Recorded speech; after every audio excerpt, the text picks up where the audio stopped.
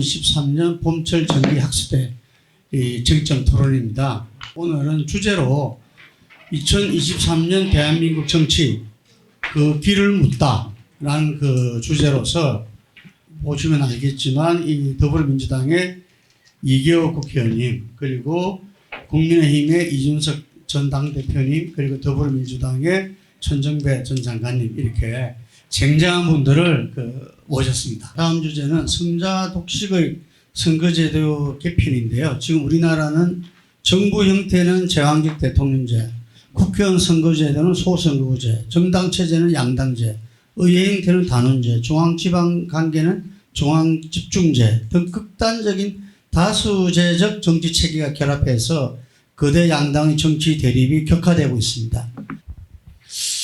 네, 이게 정말 다양한 이 정치적 의사를 수렴할 수 있는 정치 체계 그런 측면에서 보면 이 다당제 구조 이건 필요한다는 것은 다 인식을 하지만 현실적으로 이루기 대단히 어려운 한국적 현실 그런 정치적 현실을 우리는 인정하지 않을 수 없다 이런 말씀을 드리고 싶고요. 제도를 바꿔가지고 그걸 정착시켜 나간다. 그건 그동안의 여러 가지 정치적 실험을 놓고 보면 쉽지 않는 그런 목표일 수밖에 없다는 생각을 하고요. 그래서 이제 중대선거구가 요즘 이제 굉장히 뜨거운 화두가 되고 있는데 실은 중대선거구도 소선거구가 갖고 있는 문제점을 똑같이 다 갖고 있습니다. 예를 들어 신인의 진입을 불리하게 한달지 또는 뭐 양당이 나눠먹기를 한달지 이건 어떻게 보면 중대선거구가 더 큰 부작용을 낳고 있거든요. 그런 측면에서 보면 저는 소선거구제를 토대로 해서 다양한 보완 방식을 좀 취해서 그걸 그 문제점을 완화시켜 나가는 노력들 그게 좀 필요하지 않는가 싶고요. 지난 21대 이제 총선 과정에서 비례대표의 위성정당은 정말 우리 한국 정치에 두고두고 큰 흑역사로 남을 수밖에 없는데 이 권역별 비례로 그걸 전환을 해서 좀 다양한 이 지역별로도 권역별로도 이 의사를 좀 수렴할 수 있는 그런 제도를 좀 강구했으면 좋겠고요. 거기에 덧붙여서 기왕 이렇게 된 거 비례표를 좀 늘려가지고 좀 전문성과 또 이 비례성을 좀 확대하는 그런 제도 정치가 필요한 것 아니냐 이런 생각을 하고 있습니다. 아마 중대선거구제를 지금 논의하는 이유 중에 방금 전에 이제 이계호 의원님 말씀하신 본질적인 문제도 있겠지만은 참 제가 반농담적으로 말씀드리면요. 국민의힘에서 중대선거구제에 관심 갖는 의원들이 늘어나는 이유는 딱 한 가지입니다. 용산이 나를 찍어서 죽여도 내가 무소속으로 한번 뛰어보기 위해서. 네, 그러니까 이게 참 윤석열 대통령께서 정치 발전에 있어가지고 참 새로운 문화를 만들어내시고 있는 것 같은데 그래서 제가 파악하는 바로는 국민의힘 의원 중에서 영남 의원들 중심으로 중대선거구에 이제 후감을 보이는 사람들이 늘어나고 있습니다. 그런데 그거야말로 이제 넌센스죠.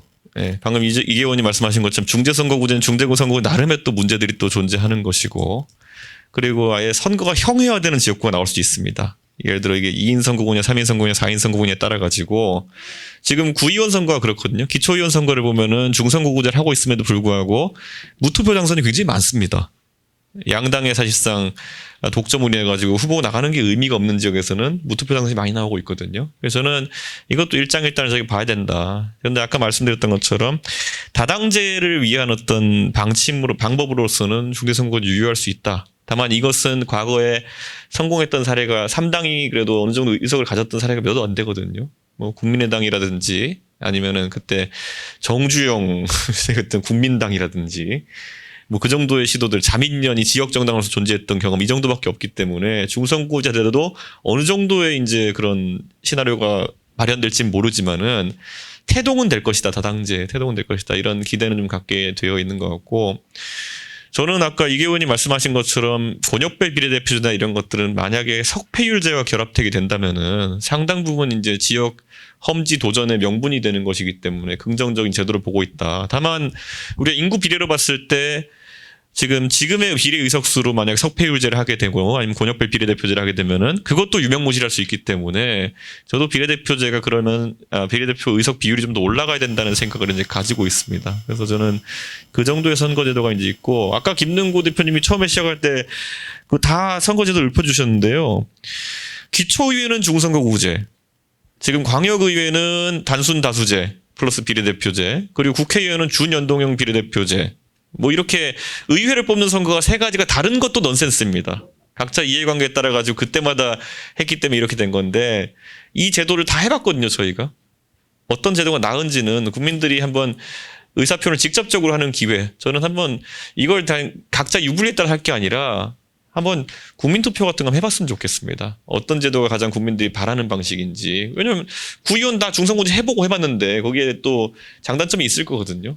그래서 저는 그렇게 한번 시도해봤으면 좋겠습니다. 대체 여러분 이미 다 알려진 것처럼 저는 역시 독일식 연동형 비례대표제가 가장 그래도 바람직하다고 생각하는데 이제 말하자면 과거에 김대중 대통령이 아마 야당 때부터도 아마 그때는 독일식 정당 명부제 이런 명칭으로 도입을 주장한 바도 있었고요.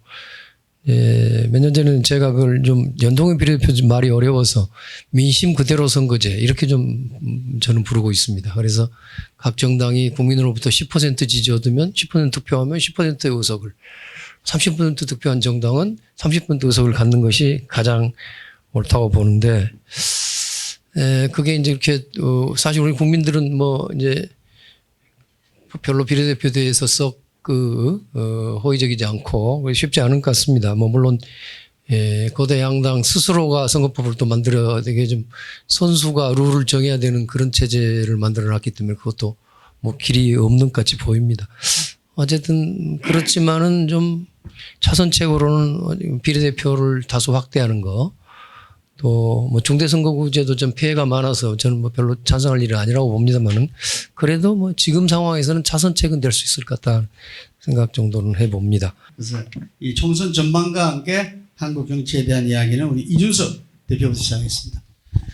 저는 제가 정치를 하면서 참 뭐라고 해야 될까요? 특혜를 많이 입었다 생각합니다. 그래서 이 선거 캠페인에 대해서는 제가 처음에 참여했던 캠페인이 2012년 19대 총선이니까요. 그리고 이제 그때 바로 그 직후에 박근혜 전 대선이 있었고 그 뒤에도 이제 굵직한 선거에서 이제 많이 보다 보니까 적어도 박근혜, 김종인이 두 분이 선거를 지휘하고 판을 짜는 거에 대해 가지고는 나름 공부를 많이 한 것 같습니다. 근데 저한테 그럼 이렇게 여당으로서 그러면 총선을 치르는 경험을 했던 게 19대 총선이거든요.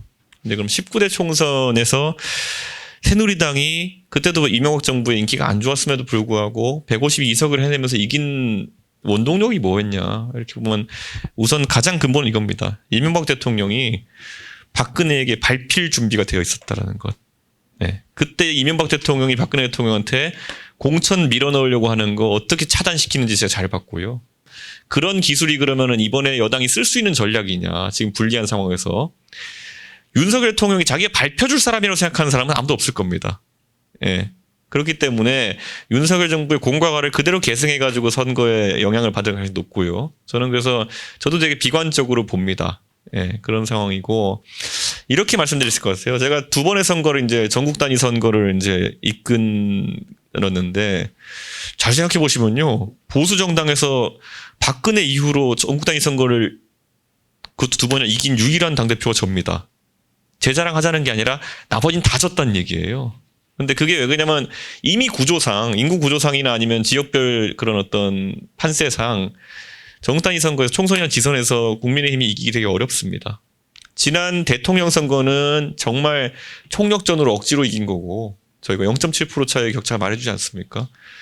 그리고 지방선거는 이렇게 말씀드릴게요. 저희가 나중에 투표소별 데이터를 다 대입해가지고 저희가 확인한 결과로는 40대 50대가 투표에 나왔으면 지방선거 졌다였습니다. 저희가 분석했던 거는.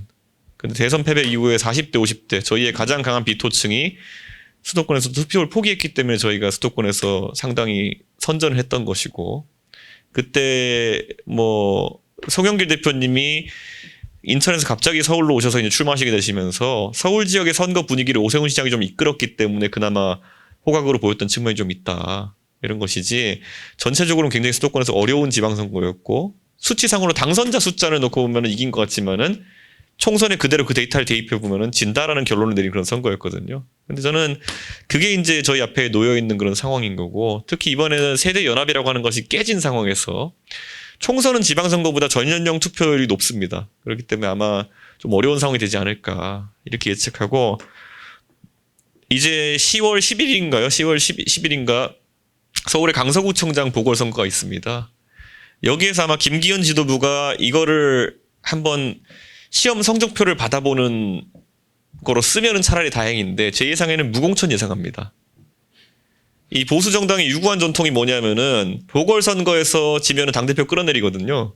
그렇기 때문에 그걸 잘 알기 때문에 보궐선거라는 중간고사를 보기 싫어할 겁니다. 그런데 그게 아마 독이 될 겁니다. 저는 지금 강서구청장 선거를 만약 내일 치른다고 했을 때는 한 15% 격차로 진다 이렇게 보고 있습니다. 예. 저희가 뭐 다른 게 아니라 지방선거 데이터를 보고 봤을 때 그때는 오세훈 시장이 이끄는 효과가 굉장히 컸고요. 지금 그게 없는 상황에서는 15% 정도 격차로 질 거다 이렇게 예상하는데, 그러면 그 순간부터 이 정당의 패닉이 일어날 겁니다.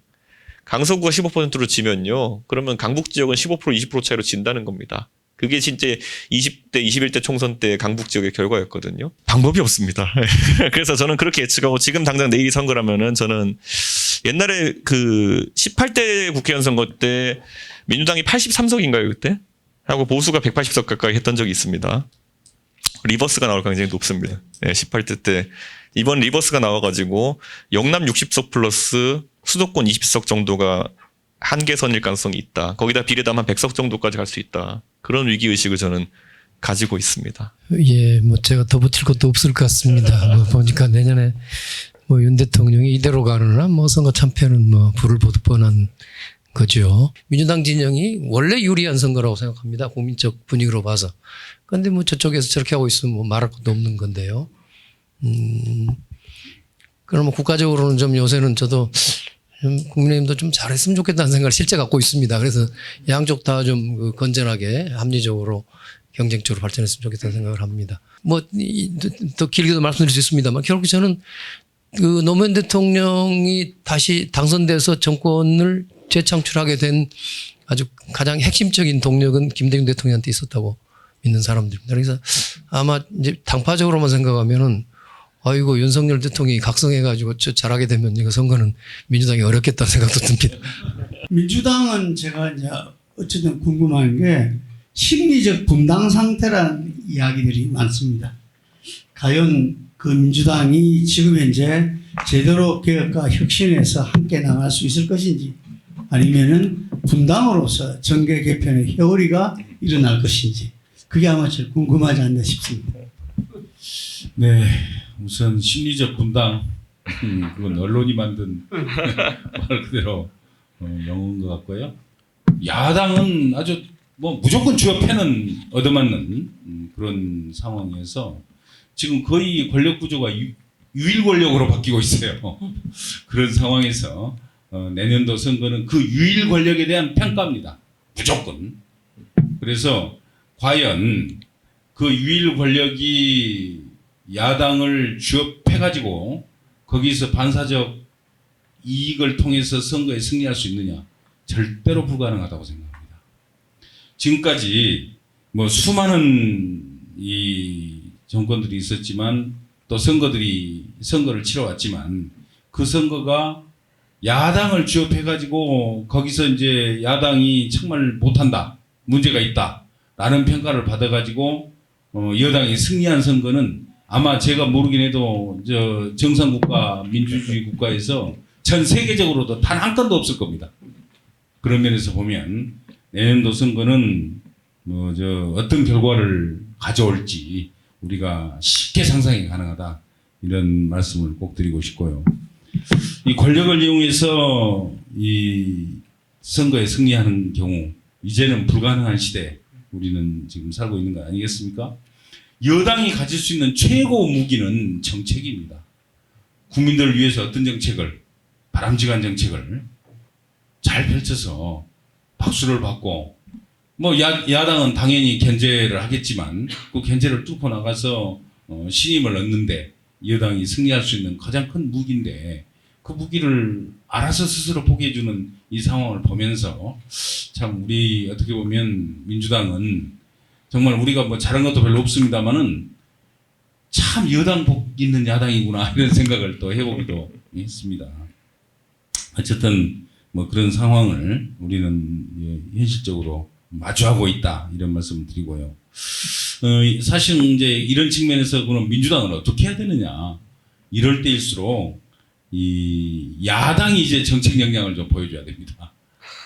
어쨌든 그런 상황이 지금 현실적으로 우리가 마주하고 있다 이런 말씀을 드리고 싶네요. 뭐 제가 야당 일원이기 때문에 저도 당 내에서 그런 목소리를 좀 더 내고 그렇게 해서 야당의 정책 역량을 키워나가고 또 그래서 국민 신뢰를 받고 그러면 내년에 선거에서 충분히 해볼 만하다 이런 말씀 드리고 싶네요. 네, 오늘 토론회 모두 이것으로 마치겠습니다. 감사합니다.